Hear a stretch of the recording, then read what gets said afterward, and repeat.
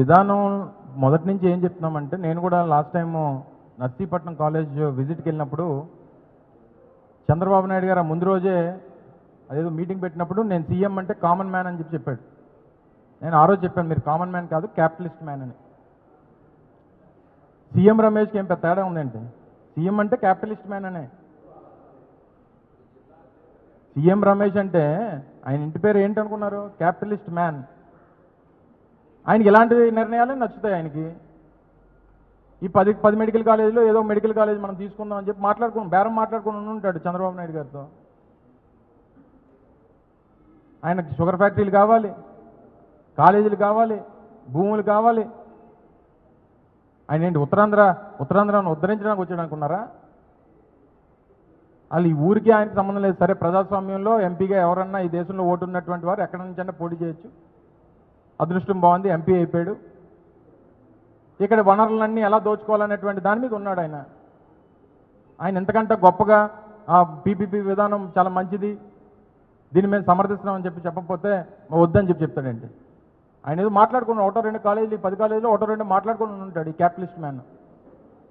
మీ ఎవరికైనా తెలుసా సీఎం అంటే ఇంటి పేరు చెప్పండి ఎవరన్నా? మీ అందరికీ ఇక్కడ ఎవరన్నా అడుగుతున్నాను చెప్పండి. గూగుల్ అది చేయకుండా సీఎం అంటే ఇంటి పేరు ఏంటి చెప్పండి, మీరు పూర్తి పేరు చెప్పండి. నిజమే కదా? ఇదిగో ఏబిఎన్ ఆర్కే కూడా చెప్తున్నాడు నిజమే అని. ఎవరన్నా చెప్పండి, ఇక్కడ ఎవరన్నా సీఎం రమేష్ ఇంటి పేరు సీఎం అంటే ఏంటి చెప్పండి. నాకైతే నేను పెట్టాను కదా ఇప్పుడు, ఆయన క్యాపిటలిస్ట్ మ్యాన్ రమేష్. సో ఆయన అంతకంటే గొప్పగా మాట్లాడతాడని ఎవరు అనుకోము. ఆయన వచ్చిందే ఈ ప్రాంతంలో ఉత్తరాంధ్రలో వనరులు దోచుకోవడానికి వచ్చాడు అనేటువంటిది ఓటేసినటువంటి ప్రజలు అనుకుంటున్నటువంటి మాట, నేను కాదు.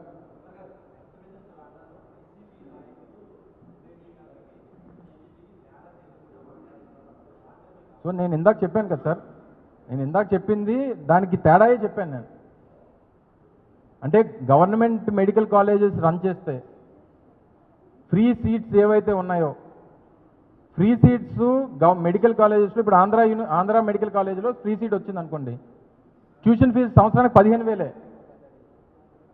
అలాగే రాష్ట్రంలో ఉన్నటువంటి 11 మెడికల్ గవర్నమెంట్ కాలేజెస్ ఏవైతే ఉన్నాయో, మన రంగరాయ కానీ లేకపోతే ఇంకోటి కానీ ఇవన్నీ కూడా ఫ్రీ సీట్. ఆ కాలేజీలో సీట్లు వస్తే మీకు 15,000 సంవత్సరానికి ట్యూషన్ ఫీజు ఉంటుంది. సో మేము పెట్టింది కూడా కొత్తగా వచ్చినటువంటి ఏవైతే 17 మెడికల్ కాలేజీలు పెడుతున్నామో అందులో కూడా ఆ 50% ఫ్రీ సీట్స్ ఏవైతే ఉన్నాయో అక్కడ కూడా 15,000 కట్టాలి. కానీ వీళ్ళు ఇప్పుడు ఇచ్చినటువంటి పీపీపీ ఆర్ఎఫ్పీలో, అంటే కొత్తగా ఇప్పుడు ఏదైతే వాళ్ళ రిక్వెస్ట్ ప్రపోజల్ ఏదైతే పెట్టారో దాని ప్రకారం రేపు ఫ్రీ సీట్స్కి కూడా 3,50,000 కట్టాలి ఫీజు. ఓకే అంటారా చెప్పండి, ఎవరైనా సమర్థిస్తారు చెప్పమనండి. అంటే నేను చదువుకొని మెరిట్ ద్వారా సీట్ సాధించి నేను కౌన్సిలింగ్లో ఫ్రీ సీట్ వస్తే నేను 3,50,000 కట్టాలా? నేను డైరెక్ట్గా ఏ గీతం కాలేజ్ దగ్గరికి వెళ్ళాను అనుకోండి, అలా ఎలాగ ముక్కుబిండి వసూలు చేస్తారు. సంవత్సరానికి 50 లక్షలు 60 లక్షలు. నేను కష్టపడి చదువుకుంటాను, చదువుకొని సాధించిన తర్వాత కూడా నేను 3,50,000 కట్టడం అనేటువంటిది అర్థం లేదు. ఇలా 96 సంవత్సరాలు 100 సంవత్సరాలు జరిగింది ఈ రాష్ట్రంలో. అంటే 11 కాలేజీల వల్ల. ఆ 11ని 28 చేద్దాం అనుకున్నాం. 5 కాలేజీలు ఓపెన్ చేస్తాం, 2 కాలేజీలు సీట్లు రెడీగా ఉన్నాయి. మరో 10 కాలేజీల మీద ఇంకొక 5,000 కోట్లు ఖర్చు పెడితే అయిపోతుంది. నిన్న సార్ కూడా చెప్పారు జగన్ గారు, సంవత్సరానికి 1000 కోట్లు ఖర్చు పెట్టండి, పోనీ 5 సంవత్సరాలను కంప్లీట్ చేయండి అని. మీరు అమరావతికి ఏమో 2 లక్షల కోట్లు ఖర్చు పెడతారు. దానికి అంత పెద్ద డబ్బు ఖర్చు పెడతారు. మీకు ఇనీషియల్గా ఓన్లీ సింగపూర్కి వాళ్ళకి ఇచ్చినటువంటి డిజైన్స్కి దగ్గర 700-800 కోట్లు ఖర్చు పెట్టారు. అవసరమా? పిల్లల జీవితాల కన్నా, పిల్లల చదువు కంటే, విద్య కంటే అవసరమా? సో డెఫినెట్గా వారు చేసినటువంటి పనిని సమర్థించుకునేటువంటి దానికి 100 చెప్తారు సార్. నిన్న ఈ ప్రైవేటీకరణ విషయంలో మాత్రం రాష్ట్రంలో ఉన్నటువంటి అన్ని వర్గాలు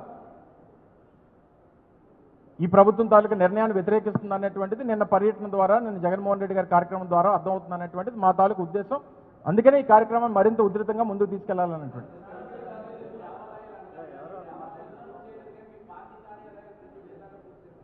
వాటిని కూడా ఏదో విమర్శ చేయాలనేటువంటి దానికి ఏదో తీసుకొని వచ్చి కలపడం, కానీ ఏవైతే గతంలో తెలుగుదేశం పార్టీ ఏం కార్యాలయాలకి స్థలాలు ఇచ్చుకోలేదా? నేను అడిగింది చెప్పు బ్రదరు. నేను అడిగింది చెప్పమ్మా. ఇది ఈ దేశంలో ప్రజాస్వామ్యంలో ప్రతి ఒక్కరికి, ప్రతి రాజకీయ పార్టీకి చట్ట ప్రకారం ఇచ్చేటువంటి ప్రక్రియ.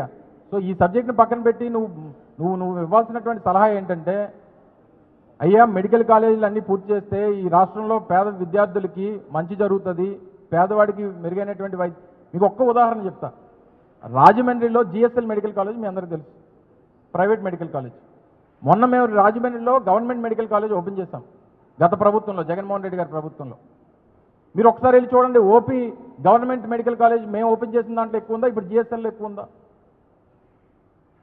రాజమండ్రి మెడికల్ కాలేజ్ గవర్నమెంట్ దాంట్లో ఎక్కువ ఉంది ఓపీ, ఎందుకంటే ఫ్రీగా వైద్యం అందుతుంది అన్నటువంటి నమ్మకంతో వెళ్తా ఉన్నారు. కొత్త కాలేజు, కొత్త హాస్పిటల్, అక్కడ ఫ్రీగా మాకు వైద్యం అందుతుందని చెప్పి ఓపీ ఈరోజు అక్కడ ఎక్కువ ఉంది. ఈ ప్రైవేట్ కాలేజీలకో ప్రైవేట్ హాస్పిటల్స్కో వెళ్తే ముక్కు పెండేస్తారనేటువంటి భయం ఉంది పేదవాడికి. ఒక ఉదాహరణ వెళ్ళి చెక్ చేయమని ఒకసారి మన ఏబిఎన్ రిపోర్ట్ ఎవరైనా ఉంటే వెళ్ళమని ఒకసారి రాజమండ్రి రిపోర్టర్ని. అక్కడ ఓపీ ఎక్కువ ఉందో, ఇక్కడ ఓపీ ఎక్కువ ఉందో. సో ఇవన్నీ కూడా ప్రతిదా ఇప్పుడే రేపే వచ్చే నెలలో ఎలక్షన్స్ ఏమైనా ఉన్నాయా? బీహార్ కదా ఇచ్చాడు ఎలక్షన్ నోటిఫికేషన్, మాకేం ఇవ్వలేదు కదా, మన రాష్ట్రానికి ఏం ఇవ్వలేదు కదా. 3.5 సంవత్సరాలు ఉంది ఎలక్షన్.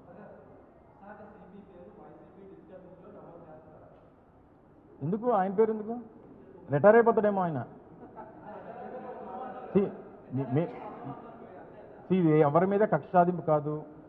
డిజిటల్ బుక్ అనేటువంటిది ఎవరి మీద కక్ష సాధింపు, లేకపోతే ఈ రకంగా అక్రమంగా కేసులు పెట్టో, లేకపోతే వాళ్ళని వేధించో, లేకపోతే ఇంకోటి చేయాలంటే డిగ్నిటీ ఐపీఎస్ అనేటువంటిది దేశంలో అత్యున్నతమైనటువంటి సర్వీసెస్లో ఒకటి. ఐఏఎస్ తర్వాత అంత ప్రాముఖ్యత కలిగినటువంటిది ఐపీఎస్.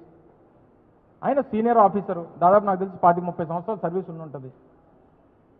ఒక మాజీ ముఖ్యమంత్రి గారిని ఉద్దేశించి ఆ రకంగా మాట్లాడడం అనేటువంటిది ఆయన డిగ్నిటీకి వదిలేస్తున్నాం. ఆయన తాలూకా ఆ వ్యక్తిగతమైనటువంటి ఇమేజ్ని డ్యామేజ్ చేస్తే తప్ప మా నాయకుడికి వచ్చేటువంటి డ్యామేజ్ ఏం లేదు. రేపు పొద్దున్న ఎవరో వస్తే పిలిస్తే వెళ్తారా, జగన్మోహన్ రెడ్డి గారు వస్తే వెళ్తారా? జగన్మోహన్ రెడ్డి గారికి ఉన్నటువంటి జనాభిమానం ఎంత అనేటువంటిది 15 సంవత్సరాల నుంచి చూస్తున్నాం.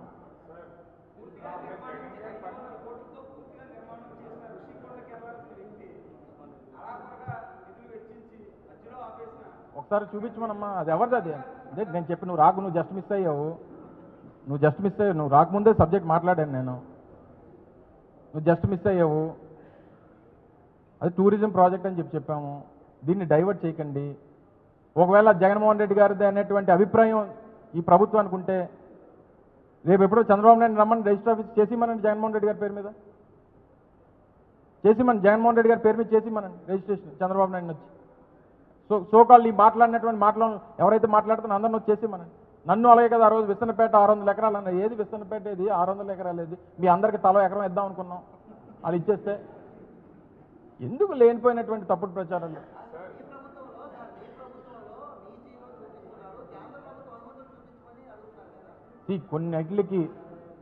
కొన్నిటికి కేంద్ర ప్రభుత్వం తాలూకా సహకారం అంటే ఫండింగు, కొన్నిటికి పూర్తిగా రాష్ట్ర ప్రభుత్వం భరించి చేస్తామనేటువంటిది ముందు నుంచి ఉన్నటువంటి ప్రపోజల్. అడ్మినిస్ట్రేటివ్ శాంక్షన్ 204 ఏదైతే ఉందో 2022లో ఇచ్చింది, అది 500 కోట్ల రూపాయలు నర్సీపట్నం మెడికల్ కాలేజ్ నిర్మాణానికి ఇచ్చినటువంటి అడ్మినిస్ట్రేటివ్ శాంక్షన్. జీవో కొంతమంది పెద్ద మనుషులు అడిగారు కాబట్టి ఆ పెద్ద మనుషులు చూపించడానికి తీసుకొచ్చాం. ఈ ప్రభుత్వం తీసుకున్నటువంటి ఏ నిర్ణయం అన్నా, ఏ చిన్న నిర్ణయం అన్నా, ఏ ఒక్క రూపాయలన్నా ప్రభుత్వంలో కొన్ని ప్రొసీజర్స్, అడ్మినిస్ట్రేటివ్ శాంక్షన్స్, జీవోస్ ప్రభుత్వంలో ఉన్నాం కదా మేము కూడా. సో లేవు, అసలు కాగితాలే లేవు అని చెప్పినటువంటి దానికి సమాధానంగా చూపించాం కదా. ఎవరి దృష్టిలో లేదు. మనం పులివెందుల మెడికల్ కాలేజ్ కట్టాము, పులివెందుల మెడికల్ కాలేజ్ కట్టి ఎన్ఎంసీకి లెటర్ రాసాము, సీట్లు ఇవ్వండి అని చెప్పి 2024లో. ఈ ప్రభుత్వం వచ్చిన తర్వాత ఏం రాసింది? మాకు సీట్లు వద్దని చెప్పి రాసింది, మాకు అవసరం లేదని చెప్పి రాసింది. ఏమో అడుగు, చంద్రబాబు నాయుడు గారు వచ్చినప్పుడు అడుగు, ఎందుకు సార్ మాకు కాలేజ్ సీట్లు వద్దన్నారండి.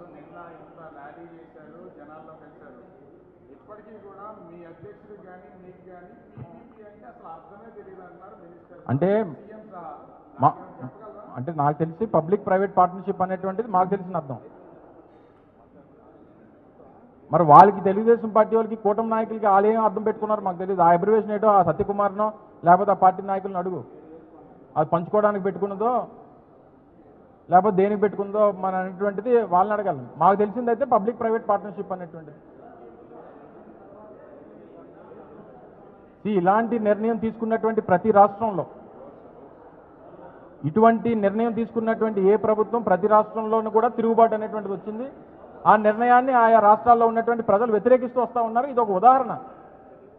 సో దీన్ని కొత్తగా ఎక్కడా కూడా సమర్థించినటువంటి ఏ జాతీయ స్థాయిలో ఒకరిని చూపించండి. సో దయచేసి మనకి ఎక్కడో ఏదో జరిగిపోతుంది అనేటువంటి దానికన్నా మనకు నష్టం కలుగుతుందా లేదా, దీని మీద మనం ఫైట్ చేయాలా లేదా అనేటువంటి దాని మీద దయచేసి మీరు కూడా కలిసి రావాలనేటువంటిది మా తాలూకు కోరిక. Thank you.